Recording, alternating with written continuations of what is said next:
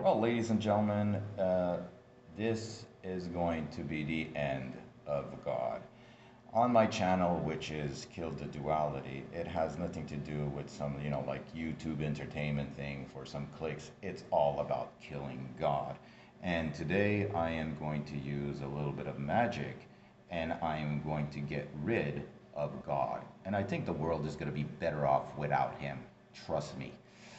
All this murder, all this nonsense going on in the world is all because of these death cults and because of these religion. And you don't know who you're bowing down to, and that's why it's so violent. If you really worshiped God, you would be all fighting for the highest place on a mountain so as to be closer to him. But you're all on the bottom into the freaking graveyards worshiping death.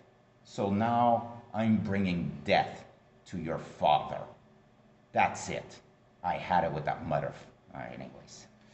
Okay, so I put him under the sword. This is your father. Either you like it or you don't. It's him. Okay, so now with my magic, I am going to get rid of your house leader. Your house leader, which is this guy, is the father. You'll understand that in a second. And I'm using a sword because swords are words. It's an anagram, and that's part of the word magic, which was created by this monster. Okay, so we got our three little nails, okay, which secretly represents witchcraft, and you can see that the flame for witchcraft is out. We're not even going to start it. We're going to get rid of it. We're going to get rid of the witchcraft. And I gave the handle of my sword to the Antichrist. You don't know who this is? This is the Antichrist. This is symbolically the Antichrist. And the story of the sword starts inside of the tree of the Kabbalah, and the path of the flaming sword that you find inside the Bible in Genesis starts from the Kabbalah. So what created your Bible? Was it the Kabbalah, or did the Kabbalah was created by the Bible? You start thinking about that. What came first? So swords are words, and inside of the Kabbalah we have a sword, and it's an anagram also for words. So your sword is the violence, okay, and the words is associated to sword. Okay, and this snake isn't smart enough. He put his head under his sword, and I'm going to chop it off. So let's look at our friend Aleph here. This is significant because it starts with witchcraft. It's my 120th show, and it just happens to be that 1 and 2 is also father and Aleph-Bet. Okay, so it starts with your pictogram of an ox, okay? And that brings you to some of its attributes, its strong power and leader, okay? And it morphed through time to the letter A. And we're going to see that through this nonsense, okay? Where you have an ox, which is Epis, and that started 3,000 years before Christ, and it evolved into the letter A. So some of the attributes of this nonsense is that Aleph and Tav, which is the letter A as well as the letter T, those are both symbolism, and Aleph and Tav, Alpha and Omega. We know who identifies as the Alpha and Omega is his son Jesus, okay, who happens to be the Father, and the Father is the Son, whatever. So that is understood through the understanding this has the male principle inside it, okay, because of its strength. Okay, so that being said, this evolved, okay, this was a magic trick, and this started a long time ago all the way in Egypt, all right? This is Epis, okay? So let's look at some of the attributes of Aleph here. He's an ox as well as associated to God. So Aleph here has a little story, and we're gonna read it, okay? Right out of the, the nonsense of the religions. You are the image of the invisible God, the firstborn of every creature. By you, all things are created. that are in heaven, that are in earth, visible, invisible, whether they be thrones or dominions or principalities or powers. All things were created by you, and for you. You are before all things, and by you all things exist. You are the head, the body, the church, the beginning, the firstborn from the dead. That's going to be important because you know who the firstborn of the dead is. Anyways, so you have your bull here, and it's also associated to, as you can see here, it's associated power, authority, and strength. Inside of the modern day Hebrew alphabet, you can still see the ox, okay, with the two horns, all right? And behind this symbol, there's another meaning because it's all allegorical mysticism. This works with witchcraft, and I'll show you that in a second. Okay, so you have the two hands holding a nail, okay? So the letter Aleph is created, the Hebrew letter Aleph is created with two hands and a nail. And a nail is going to be important when you understand what a nail means. It means to join, okay? So what are they joining? I'm going to show you that in a second. So the join, nail, secure, establish, and it also has to do with man. But it's the number 6, okay? So the number is important. The attributes are important because they work with this nonsense. So all this, the 22 letters of the Hebrew alphabet, okay, starts with an ox and finishes with the cross. It dies the Aleph-Bet, the father, okay, the Aleph, the representation, which is man also, because it's associated to man because man is also strong. Therefore, it dies on the cross. And that is all allegorical to, guess who? That's right, your friend over here, Jesus Christ, where you can clearly see the circle and an X, okay, which is the word for ox. You can't see it because you're usually blinded, okay, through their witchcraft, but the word ox is behind this symbol too. As you can see, the circle and the X. If you put it like this, it means something else, all right? And all that, that's the power and the magic of pictograms. As you can see, a circle and a crescent moon, that is going to be also representative of this. And that circle and crescent moon gave you the word occult. As you can see, the O and the C through allegorical understanding, and if you use your magic hat. So the magic is behind the pictograms. Now, your ox here, okay, also happens to have his different friends with the two horns. The two horns means duality and duplicity. That is an attribute of the letter Beth, okay? Beth is the first letter of duplicity. Inside the word father, which is over here, father, you have the Aleph and the Bet. So the father is involved with duplicity. So there you go. So let's look at Baphomet, because Baphomet kind of, revealed a little more than you should have. And he is the image, okay, of duality and duplicity. Okay, so you have the fire and water. Those are opposites.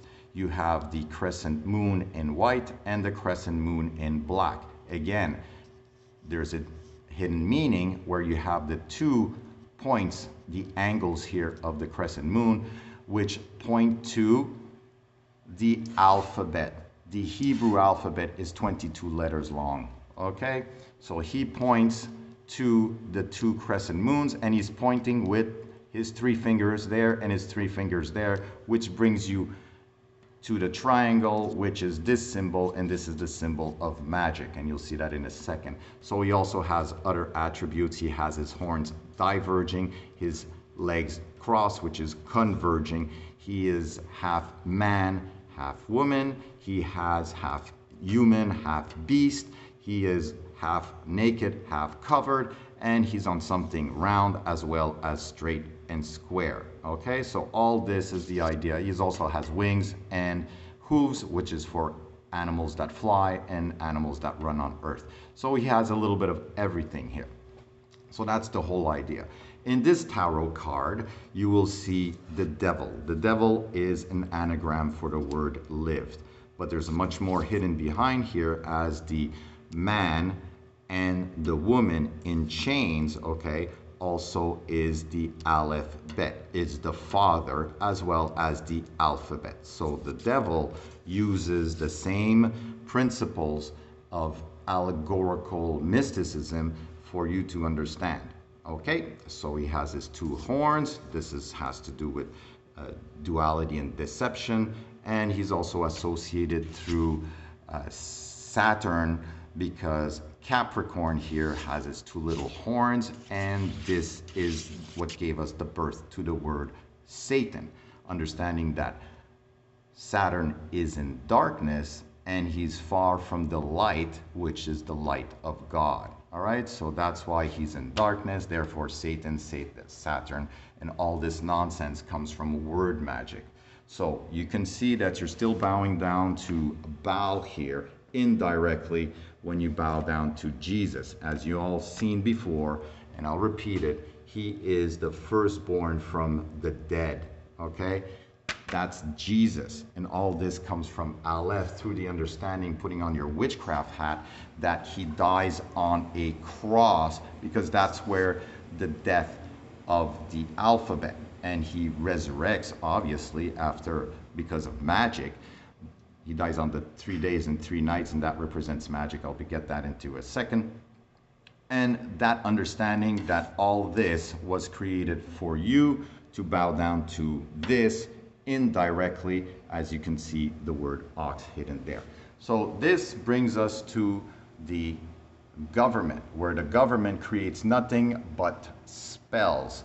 And when you're under a spell, you are trapped in a sentence. That's right.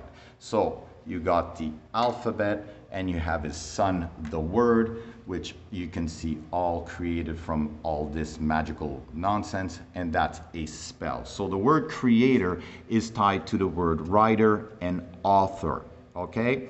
And the word author is also obviously tied to the word writer, okay? And what does that give you? That gives you your authority, okay? The only thing the authorities do, okay, is to tie these pictograms together and call them laws and tell you to obey them. And that's been going on for 5,000 years. And you know how corrupt that is, okay? They've been making laws so as to enrich themselves inside of government.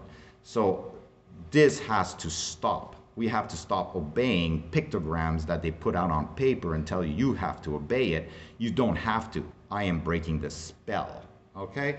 So the spell, you live under a spell. And that's when you start understanding that the words have magic behind them. And like the word live here is the word evil, all right? You are under an evil spell. Okay, so let's go back to the little magic of words. As you can see, the word magic, when you put their letters associated to their position, the numbers associated to its position, you will get the number 33.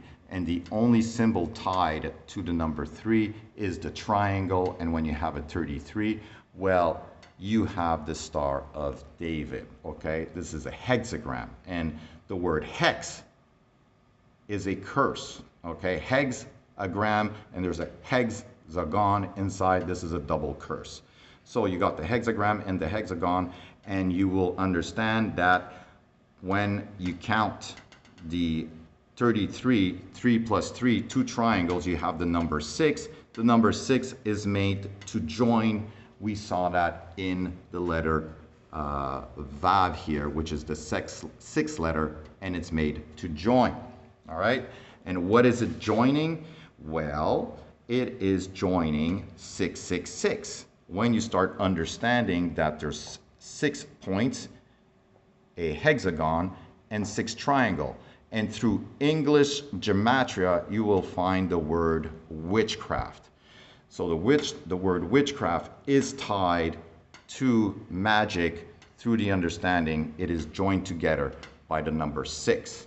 And what else is inside here? Well, we're going to find the last person you'd think you'd find is God. That's right, the Father himself. So you got, let's count the angles. 1 angle, 2, 3, 4, 5, 6, 7, 8, 9, 10, 11, 12.